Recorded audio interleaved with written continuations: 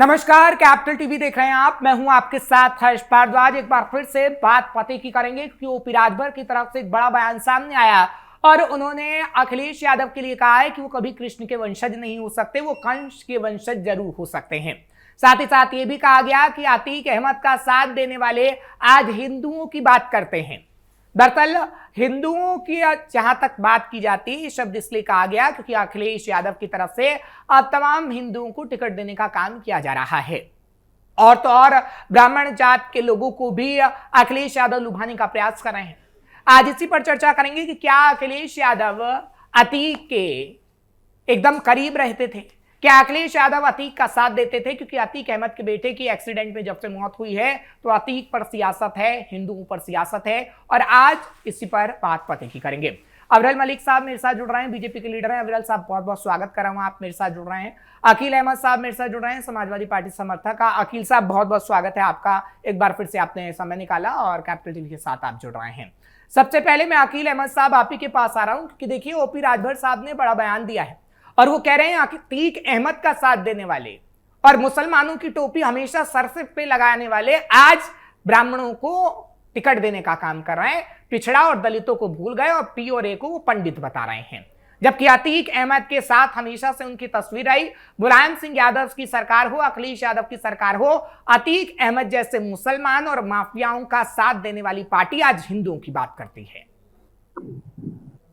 देखिए, हम सबसे पहले आपका पहले सवाल का जवाब ही दे दें कि अतीक अहमद माफिया थे और उनका उत्तर प्रदेश के पूर्वी इलाके में काफी जो है क्रिमिनल रिकॉर्ड रहा है। लेकिन इसके साथ साथ एक चीज और स्पष्ट कर दें कि अतीक अहमद सांसद भी रहे हैं, जिन्होंने लोकसभा का नेतृत्व भी किया है और वो पूर्व सांसद है और जिनको जनता ने चुन करके लोकसभा भेजा होगा, तो निश्चित तौर पर उनका अपना जनाधार भी रहा होगा क्योंकि जनता ने उनको चुना।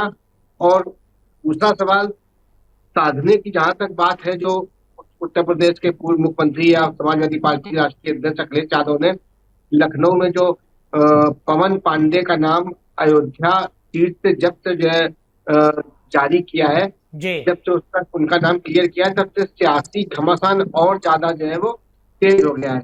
अब भारतीय जनता पार्टी के लोग लगातार ये आरोप लगा रहे हैं कि साधने की कोशिश की जा रही है, लेकिन हम आपको एक चीज स्पष्ट कर दें कि पीडीए समाज पिछड़े दलित और अल्पसंख्यकों को सबको साथ लेकर चलता है। हम साधने की राजनीति नहीं करते हैं। साधने की राजनीति और नफरत की राजनीति भारतीय जनता पार्टी की तरफ से की जाती है। जी ठीक है, लेकिन अकील साहब आपने अतीक को लेकर कहा कि अतीक का अपना वर्चस्व एक समय में था, चलिए माफिया था, लेकिन आपने ये नहीं बताया कि अखिलेश यादव हो या फिर समाजवादी पार्टी के नेता हो, क्यों अतीक के नाम पर राजनीति की गई और क्यों अतीक अहमद की कब्र पर जाके रोया गया था। इन चीजों को भी तो बताना चाहिए था कि अतीक अहमद की बात अभी जब हो रही है तो अखिलेश यादव या समाजवादी पार्टी के नेता उनके कब्रों पर जाके रोए तो थे, तो आप एकदम से उन्हें माफिया कह के अलग कैसे कर सकते हैं? समाजवादी पार्टी के साथ तो आपको जोड़ना होगा। किसी भी व्यक्ति के मैयत पर जाना, किसी की कब्र पे जाना, ये कोई गलत नहीं है। वो अतीक अहमद, वो भी किसी का पिता था, वो भी किसी का जो है भाई था, वो भी समाज के लोगों का सांसद। ठीक है, आप कह रहे हैं कि ऐसे लोग समाज के लोग और इनसे बहुत ज्यादा बड़े बड़े भी माफिया पूर्वांचल में मौजूद है। सबका आप इतिहास उठा के देखिए कि कितने सैकड़ों जिनके ऊपर जो अपहरण जैसे हत्याओं जैसे जमीन को कब्जा करने को लेकर के कई सारे मुकदमे मौजूद है।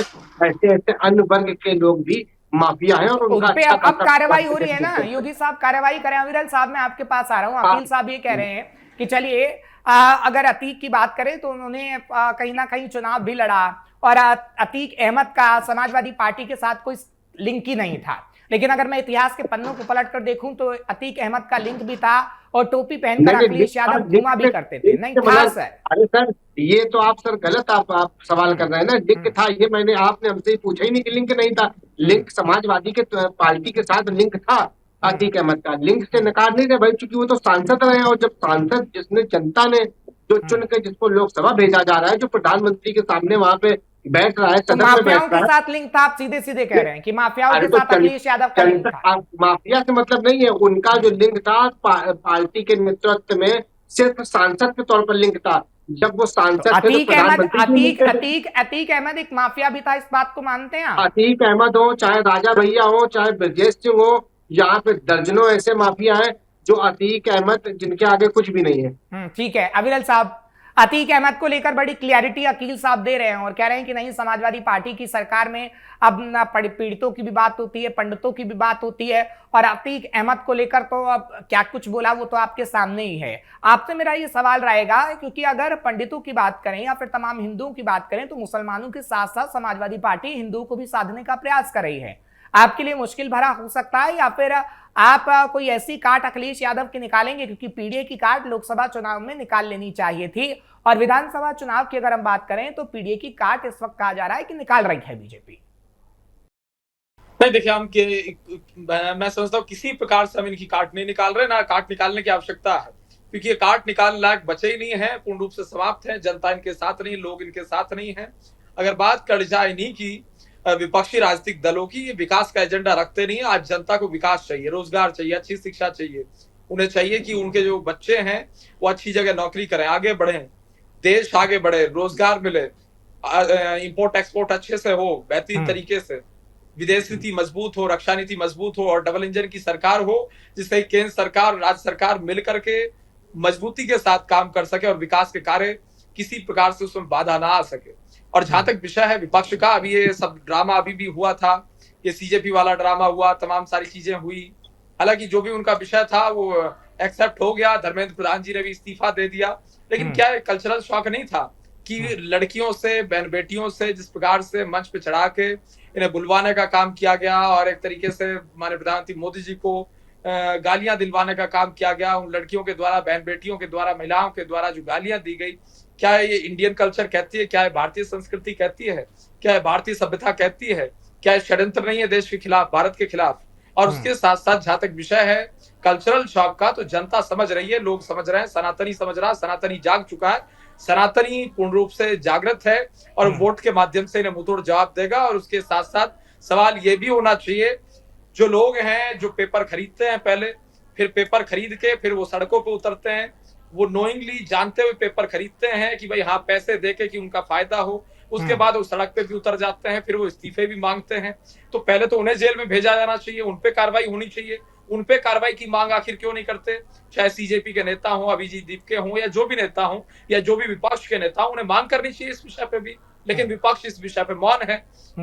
जी अकील साहब, जवाब तो इस पर देना होगा ना। नहीं देखिए, एक और चीज मैं स्पष्ट कर देता हूँ, देखिए एक और चीज मैं स्पष्ट कर देता हूँ, जहां तक विषय पर्टिकुलरली जिस विषय पे आज बात हो रही है, स्पष्ट है। अगर पीडीए की बात कर ली जाए, पिछड़ा दलित अल्पसंख्यक, पिछड़ों के लिए क्या किया, दलितों के लिए क्या किया, अल्पसंख्यकों के लिए क्या किया, या पंडित और नहीं, देखिए एक और चीज नई हुई है इसमें, ये नई नई परिभाषा रोज नहीं आ जाती है। अभी मैं दूसरे किसी टीवी चैनल में बैठा था, वो किसी ने कहा कि पी फॉर पत्रकार भी है, पी फॉर उसने कहा पीड़ित, दुखिया, और कुछ और कहा, और प्रताड़ित, और तमाम सारी चीजें उन्होंने कही। तो अब हर व्यक्ति अपनी सहूलियत के हिसाब से जो इसकी फुल फॉर्म एक्सपेंड कर रहा है, तो बड़ी अजीब सी चीज है, लोग हंस रहे हैं इस चीज पे।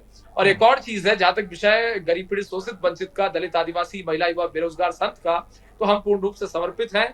हिंदू मुस्लिम सिख ईसाई जैन बौद्ध पारसी सबके लिए काम हो रहा है। हाँ। और उसके साथ साथ हर चीज आपको बता दूं, ये जो मुसलमान करते हुए घूमते हैं, इन्हें याद रख लेना चाहिए इस चीज को, एपीजे अब्दुल कलाम साहब इस मुल्क के राष्ट्रपति बने तो उसमें अटल बिहारी वाजपेयी जी और भारतीय जनता पार्टी का क्या रोल था, ये जाए और जाके पढ़ ले।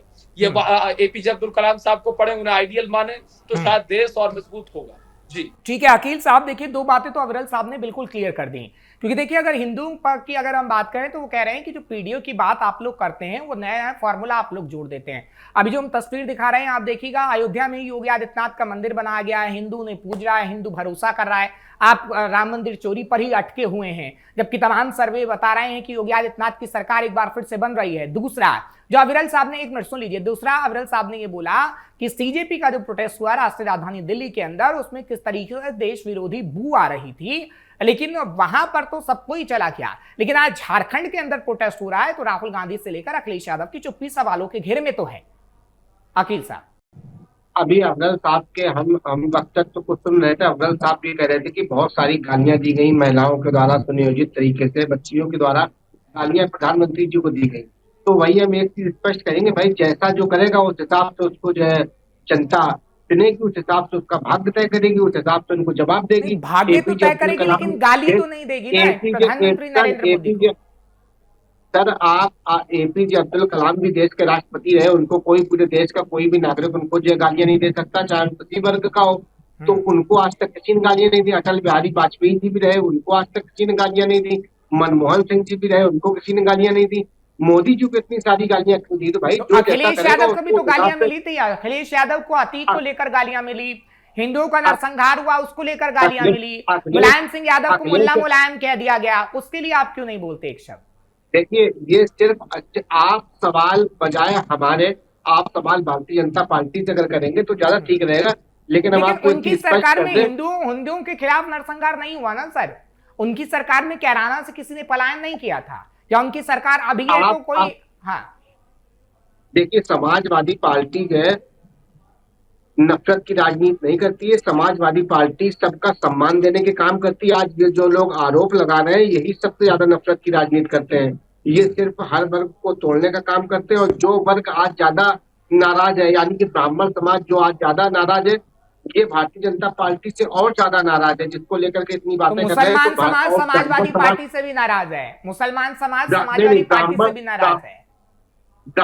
समाजवादी पार्टी किसी को साधने का काम नहीं करती है। समाजवादी पार्टी सम्मान देने का काम करती है। ठीक है, लेकिन समाजवादी पार्टी ने एक मिनट, काम। ठीक है, अब मैं अविरल साहब से भी इस सवाल का जवाब लूंगा। आप ही कह रहे हैं समाजवादी पार्टी किसी को साधने का काम नहीं करती, सम्मान देने का काम करती है।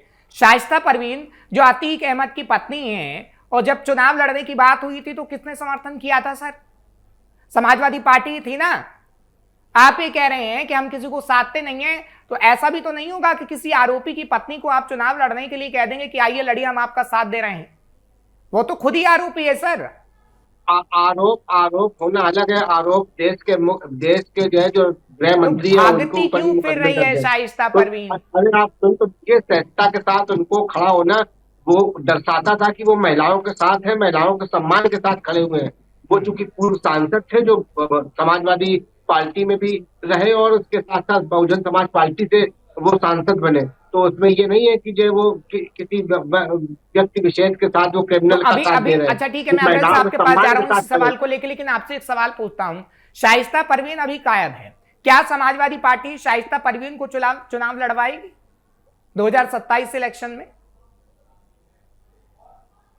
अकील साहब, देखिए, बिल्कुल ये राष्ट्रीय स्तर का नेतृत्व का डिसीजन है। राष्ट्रीय अध्यक्ष जो चाहेंगे चुनाव लड़ना, अगर चलिए ठीक है, पॉसिबल बहुत बड़ी होगा बात बोल रहे हैं आप लड़वाना अविरल साहब। ठीक रहेगा। तो राष्ट्रीय अविरल नेतृत्व साहब, इस चीज को तय आपके करेगा। लिए तो एक हमने मौका मिल सांसद गया सर। अगर ये समाजवादी अखिलेश पार्टी से यादव, पूरन हाँ, अखिलेश यादव देवी को को भी जवाब देना सांसद भारी बनाया हो जाएगा। अकील साहब ये कह रहे हैं शाइस्ता परवीन को चुनाव लड़वाने का काम समाजवादी पार्टी करेगी अगर अखिलेश यादव चाहेंगे तो सीधा सीधा आरोप तो लगता है आपके लिए एक बड़ा मुद्दा है। एक आरोपी को वो चुनाव लड़वाने की बात कह रहे हैं और इस वक्त बीजेपी पर निशाना साध रहे हैं। नहीं देखिए, बात ही नहीं कह रहे हैं, इन्होंने तो लड़वाया भी है। इन्होंने तो चुनाव लड़वाया भी है और चुनाव लड़वाने का काम भी किया है। इन लोगों को सबको इन्होंने रखा है अपने साथ में, वो तो सबको मालूम ही है। सारी चीजें पब्लिक डोमेन में है और लोग देखते आ रहे हैं बहुत लंबे समय से इन सारी चीजों को। और दूसरी चीज ये है, जहां तक विषय है विपक्षी राजनीतिक दलों का, तो इनका जो बेस है निचले स्तर पे वो आज समाप्त है। जो बूथ पे होना चाहिए एक राजनीतिक दल का बेस चुनाव लड़ने के लिए, वहां जरूरी होता है। कांग्रेस तो खत्म है पूरे यूपी में से। सहारनपुर आप छोड़ दो, 2-4-5 सीटें छोड़ दो, तो सब जगह से खत्म है ये तो। और इंडिपेंडेंटली वहां भी इनका कुछ नहीं है। अगर सपा विड्रॉ कर ले तो कांग्रेस का कुछ नहीं है, और सपा कांग्रेस के भरोसे बैठी है और कांग्रेस वाले इनके भरोसे बैठे हैं। और दूसरी चीज ये है, अगर कांग्रेस की बात कर जाए, पूरे पश्चिमी उत्तर प्रदेश के इलाके में कोई आपको ऐसा व्यक्ति नहीं मिलेगा ढंग का जो जिलाध्यक्ष हो इनकी पार्टी में। कांग्रेस पार्टी के जितने जिलाध्यक्ष हैं, चाहे गाजियाबाद हो, बागपत हो, मेरठ हो, बुलंदशहर हो, कैराना हो, या फिर मुजफ्फरनगर की बात हो, बिजनौर का विषय हो, शामली के एक तरीके से शामली का इलाका हो, सहारनपुर छोड़ के, तो कहीं कोई ऐसा व्यक्ति नहीं है जो ढंग का व्यक्ति जिसके पास कुछ जनाधार हो और वो इनके पार्टी जिलाध्यक्ष हो। इन्हें दूरबीन से ढूंढे भी जिलाध्यक्ष नहीं मिलता, और जो जिलाध्यक्ष होता है उसका पड़ोसी उसे नहीं जानता कि ये जिलाध्यक्ष भी है। तो ऐसी स्थिति कांग्रेस पार्टी की है, इन्हें कोई जानता नहीं है। और रही बात समाजवादी पार्टी की, तो समाजवादी पार्टी पूर्ण रूप से कुछ जगह कांग्रेस के लिए इन्होंने छोड़ दी कि भाई हाँ कांग्रेस यहाँ लड़ेगी, तो वहां से तो इनका संगठन खत्म ही है। और निचले स्तर पे ये भी पूर्ण रूप से खोखले हैं। ऊपर चीजें मीडिया में चल रही हैं, प्रिंट मीडिया, सोशल मीडिया और टेलीविजन चैनलों पे, भाई पार्टी है तो चलेगी, वो निश्चित रूप से चलती है। लेकिन निचले स्तर पे एक चुनाव लड़ने के लिहाज से बूथ स्तर पे बूथ मैनेजमेंट इस गठबंधन का, अलायंस का 0% है और एक दूसरे को वोट ट्रांसफर इनका नहीं हो रहा। कांग्रेस का वोट सपा को ट्रांसफर नहीं होता, लेकिन सपा का वोट कांग्रेस को ट्रांसफर नहीं। ये बात पते की भी है। इस पर भी मैं सवाल अकील साहब आपसे लूंगा, क्योंकि जो जिलाध्यक्षों की बात की सर, क्योंकि देखिए ऐसा तो नहीं है कि हम ग्राउंड जीरो पर नहीं जाते। शामली की मैं बात कर लेता हूं, शामली में मैं गया हूं और अवरल साहब की बात बिल्कुल ठीक है। ये मत समझिएगा कि मैं अवरल साहब की बात इसलिए कह रहा हूं क्योंकि आप अवरल साहब का पक्ष रखेंगे? नहीं, मैं पक्ष अवरल साहब की तरफ से बैठे हुए, मैं पक्ष नहीं रख रहा हूं। मेरी बात तो सुनिए, नहीं मेरी बात सुनिए। मैं मुस्कुराहट के साथ कहता हूं सर, आप पे गुस्सा नहीं हूं। मैं खुद गया हूं शामली के अंदर। शामली की अगर मैं बात करूं, सिर्फ एक जगह की बात कर रहा हूं, वहां पे लोग समाजवादी पार्टी के जिलाध्यक्षों और उनका नाम ही नहीं जानते हैं, तो कैसे कनेक्टिविटी होगी? और अवरल साहब ने झूठ नहीं कहा कि कांग्रेस के लीडर हों या फिर समाजवादी पार्टी के लीडर, जो कनेक्टिविटी होनी चाहिए वो नहीं थी। अब देखिए बीजेपी के लिए आप कहेंगे कि बीजेपी की तारीफ आप कर रहे हैं। राम मंदिर का मुद्दा हुआ सर, अभी कितना बड़ा मुद्दा है, या तो समाजवादी पार्टी सही से बुना नहीं पाई, दूसरा योगी ने एक्शन लिया तो योगी ने जनसंपर्क अभियान चलाया सर, और अभी भी जिस वक्त हम आपको खबर बता रहे हैं ना, उस वक्त भी अभियान चल रहा है और जा के डोर टू डोर ये बताया जा रहा है कि योगी आदित्यनाथ ने राम मंदिर के मुद्दे पर क्या एक्शन लिया। तो ये दिक्कत है कि समाजवादी पार्टी और कांग्रेस में ये कमी रह जाती है कि जनता से सीधा जुड़ाव नहीं होता। मैं सही कह रहा हूं अकील साहब? हाँ तो जी, ये सिर्फ डोर टू डोर बताने का काम करते हैं, ये भ्रामक खबरें फैलाने का काम करते हैं, ये सिंदूर बांटने का जो है काम करते हैं, ये सिर्फ भ्रामक चीजों का प्रचार प्रसार करते हैं। लाखों करोड़ों रुपए सिर्फ ये प्रचार में लगा देते हैं। वही पैसा जो ये डोर टू डोर जाके भ्रामक खबरों को पहुंचाने में लगाते हैं, वही अगर क्षेत्र के विकास में लगाएं तो जो यहाँ के उत्तर प्रदेश की जो तस्वीर है उसमें पूरे में चौमुखी विकास हो। जब प्रदेश में समाजवादी पार्टी की सरकार थी तो पूरे प्रदेश में चौमुखी विकास की गंगा बह रही थी। आज स्थिति है कि गंगा की सफाई करते करते तो वो विकास सिर्फ मुसलमानों के लिए था, यादवों के लिए था? विकास हर वर्ग के लिए था। हम समाजवादी पार्टी हिंदुओं के लिए नहीं था ना। राजनीति करती है, हर वर्ग को सम्मान देने का काम, हर वर्ग की भागीदारी के साथ, हर वर्ग के सम्मान के साथ समाजवादी पार्टी काम करती है। नफरत की राजनीति समाजवादी पार्टी ने पहले भी नहीं की और नफरत की राजनीति समाजवादी पार्टी अब भी नहीं कर रही। ये सिर्फ जो लोग आरोप लगा रहे हैं समाजवादी पार्टी, ठीक है अवरल साहब, समाजवादी पार्टी की सरकार में विकास की गंगा बह रही थी भाई। अखिल साहब कह रहे हैं कि गंगा बह रही थी। इन्होंने तो गंगा को मैला कर दिया। गंगा की सफाई कराते कराते गंगा पूरी मैली हो गई। अवरल साहब उन्होंने कहा कि सब कुछ मैला हो गया भाई उत्तर प्रदेश में। ठीक है, करोड़ों रुपए निर्मल गंगे के नाम पे चले गए। ठीक है। अतीक अहमद का साथ देने वालों ने तो बहुत बढ़िया कर दिया कि उत्तर प्रदेश में हर जगह बिजली थी, सड़क थी, सब कुछ साथ दे रहे हैं। हमने तो सर फूलन देवी का भी साथ दिया था। फूलन देवी जो बहुत बड़ी दस्यु डाकू रही है ना, समाजवादी पार्टी ने उनका भी साथ दिया था। लेकिन जनता जब उनको चुन के भेजती है तो समाजवादी पार्टी उनको स्वीकार करती है। समाजवादी पार्टी ने जिन्होंने हिंदुओं का कत्लेआम किया उसका भी साथ दिया था। समाजवादी पार्टी ने जिसने हिंदुओं को चाकू घोंपने का काम किया उसका भी साथ दिया था। जिसने गोलियां चलवाई उसका भी साथ दिया था समाजवादी पार्टी ने। आप एक गोली चलाने की बात को लेकर के आप कैराना की बात और आप जो नहीं, मैं कैराना की बात नहीं कर रहा हूँ, मैं कार सेवकों की भी बात कर रहा हूँ, मैं कैराना की भी बात कर रहा हूँ, मैं मुजफ्फरनगर का भी जिक्र कर रहा हूँ, मैं तमाम चीजों का जिक्र कर रहा हूँ। हर्ष जी आप हमारी बात एक सुन लीजिए, बात पूरी जाने दीजिए। आप और अवरल साहब चले जाइए अयोध्या में, जो ये योगी जी का जो मंदिर बना है, योगी जी की वहां पे जाकर के पूजा कराइए। जाके योगी जी को आप भगवान मान के जो ये यहाँ पे मंदिर बनाया गया आप उसकी पूजा कराइए। लेकिन समाजवादी पार्टी के लोग वहां नहीं जाएंगे और योगी जी की जाकर के वहां पूजा नहीं करेंगे और उनका जो है आरती नहीं उतारेंगे। आप लोगों को जाना तो आप जाइए। नहीं, हमने जनता कर रही है सर, जनता तभी जिता रही है, जनता कर रही है। नहीं, हमारा काम सवाल पूछना है। हम समाजवादी पार्टी से भी सवाल पूछेंगे, आपसे भी पूछेंगे, अवरल साहब से भी पूछेंगे। जनता ने बनवाया, जनता कर रही है, जनता ने 17 में जिताया, जनता ने 22 में लाया और जनता 2027 की तैयारी कर रही है। वो जनता के ऊपर है। मैं तो ठीक है, जनता ने तो माफिया अतीक अहमद को सांसद बनाया, जनता ने तो फूलन देवी डकैत फूलन देवी ठीक है अवरल साहब जल्दी से एक शब्द अतीक अहमद पे कह ही दीजिए। अतीक अहमद के जो तारीफों के पुल बांधे हैं ना आज अकील साहब ने, मुझे बड़ा आश्चर्यचकित हो रहा है। अविरल साहब। नहीं देखिए, ये तो तारीफ करेंगे ही, चाहे वो अतीक अहमद की बात हो, चाहे वो मुख्तार अंसारी की बात हो, सबकी ये तारीफ करेंगे। और जहां तक विषय है जनता का, वो जनता निश्चित रूप से वोट की चोट करते हुए जवाब देती है। वो 17 में भी दिया, वो 22 में भी दिया, वो 27 में भी देगी। और निश्चित ही ये बिल्कुल स्पष्ट है, जहां तक विषय गरीबों का, गरीबों के उत्थान का, गरीबों की उन्नति का, गरीबों की चिंता करने का, तो इनके द्वारा नहीं की गई ये चीज स्पष्ट रूप से सब लोग जानते हैं, इसमें किसी रूप में दो राय नहीं है। और जो पीड़ित वर्ग है वो और ज्यादा प्रताड़ित किया गया। मैं समझता हूँ और ज्यादा वो पीड़ित हुआ 2017 से पहले के कालखंड में, जब इनकी सरकार मौजूद थी। ठीक है सर। मैं माफी चाहता हूं, मेरे पास समय इतना था नहीं, तो चर्चा मेरे को और करनी थी, क्योंकि अतीक अहमद को लेकर बड़ी सारी बातें राजनीति गलियारों में चल रही हैं। लेकिन कल मैं जरूर इस पर दोबारा से चर्चा करूंगा। अविरल साहब बहुत बहुत शुक्रिया, आप मेरे साथ जुड़े और आपने इतना समय दिया। अकील साहब आपका भी बहुत बहुत शुक्रिया, आपने इतना समय निकाला और आप आते हैं हमारे साथ जुड़ते हैं। आप दोनों का बहुत बहुत आभार।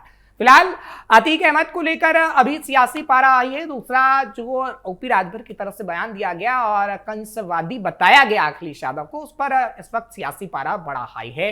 लेकिन आगे आने वाले समय में क्या तुष्टीकरण की राजनीति ही देखने को मिलेगी या फिर विकास की बात भी उत्तर प्रदेश में होगी, ये तो खैर वक्त बता पाएगा। लेकिन बात पते की हम करेंगे, कल भी आपके सामने हाजिर होंगे, खास मेहमान होंगे। मुझे इजाजत दीजिए, नमस्कार।